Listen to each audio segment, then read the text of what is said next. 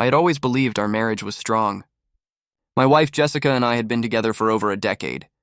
We shared a home, raised a child, and celebrated our life together with friends and family. From the outside, everything seemed perfect. But deep down, small signs had begun to trouble me: secretive phone calls, late nights, and vague explanations about her whereabouts. I tried to dismiss it, telling myself it was just stress or work, but my instincts told me something was wrong. Our anniversary was supposed to be a joyful celebration. My parents had come over to join us for dinner. I had planned the evening carefully, expecting laughter, toasts, and memories to cherish. But what I witnessed that night shattered everything. Jessica, in a blatant display of betrayal, was intimate with another man in front of me and my parents. Shock, disbelief, and rage hit me like a physical blow. My heart sank as I realized that the woman I trusted and loved had crossed a line that could never be forgiven. For a moment, I was paralyzed. But soon, a cold, precise clarity took over. I realized that my response needed to be calculated, strategic, and permanent.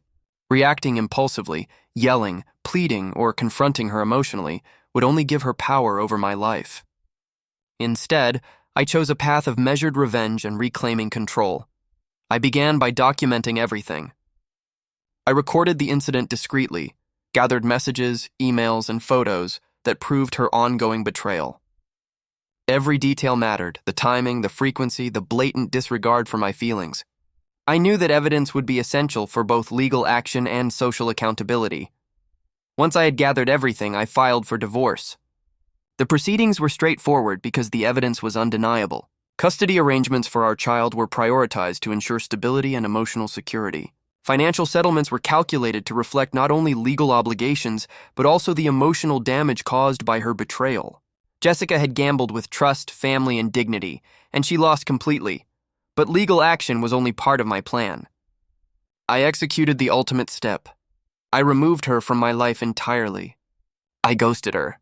I moved out with our child, stopped answering calls, messages, and emails, and ensured that she had no opportunity to manipulate, negotiate, or plead for reconciliation. The absence itself became a punishment. She had believed she could betray me without consequences. She was wrong. In the weeks that followed, I focused on rebuilding stability and normalcy for my child and myself. Routine, emotional support, and the reassurance of friends and family became my priorities. Jessica, meanwhile, faced the consequences of her actions. Her audacious betrayal had destroyed her credibility, reputation, and influence in my life. The humiliation of being caught so publicly was only compounded by the social and personal fallout. Reflecting on the ordeal, I realized that true revenge is not about dramatic confrontation or public shaming. It's about strategy, timing, and reclaiming control. By documenting her betrayal, filing for divorce, and disappearing from her life completely, I ensured that the consequences were swift, undeniable, and permanent. Jessica had underestimated the depth of my resolve, and her betrayal reshaped our lives entirely. She assumed that she could continue her infidelity without repercussions. She was wrong. Through calculated, deliberate action, I reclaimed dignity, control, and the ability to build a future free from deception. The lesson was clear.